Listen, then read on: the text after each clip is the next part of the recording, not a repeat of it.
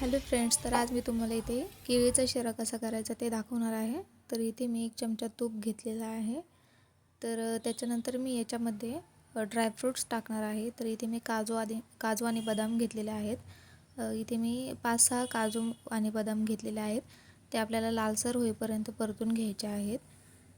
तर इथे मी ते छान लालसर होईपर्यंत परतून घेत आहे. हे परतल्याच्या नंतर आपण ते एका डिशमध्ये काढून घ्यायचे आहेत. ते काढल्याच्या नंतर मी ते 1 वाटी रवा घेतलेला आहे, तोही मी त्याच्यामध्येच परतून घेत आहे. रवा इथे आपल्याला लालसर होईपर्यंत परतून घ्यायचा आहे. तर थोडासा लालसर झाला की त्याच्यामध्ये आपण तूप टाकायचं आहे. तर इथे मी 2-3 चमचे तूप टाकलेलं आहे. तूप टाकल्यानंतर हे आपल्याला तो 1-2 मिनिट छान परतून घ्यायचा आहे. तर अशा प्रकारे मी हा रवा परतून घेत आहे ह्याच्यामध्ये. हे बघा, थोडा थोडा तो लालसर होत चाललेला आहे. तर हा परतल्याच्या नंतर मी त्याच्यामध्ये केळी टाकणार आहे.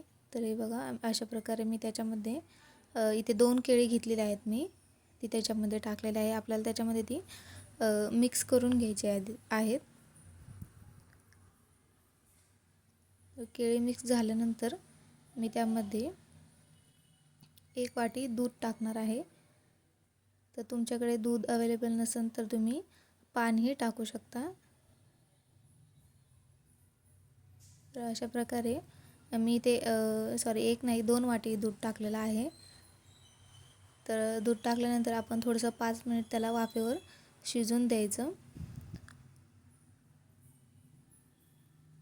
अशा प्रकारे नंतर आपण त्यामध्ये इलायची टाकायची आहे. इथे मी इलायची आणि थोडी साखर बारीक केली होती ती त्यामध्ये टाकते. आणि इथे मी 3च चमचे साखर टाकलेली आहे. इथे साखरेचा वापर जास्त करायचा नाही आहे आपल्याला, कारण केळी टाकल्यामुळे शिरा गोड झालेलाच असतो. त्याच्यामुळे साखरेचं प्रमाण थोडंसं कमीच ठेवायचं आपण. अशा प्रकारे आपला शिरा तयार आहे. ड्रायफ्रूट्स वगैरे आपण त्याच्यावरती टाकून द्यायचे, जे आपण तुपामध्ये फ्राय केले होते ते.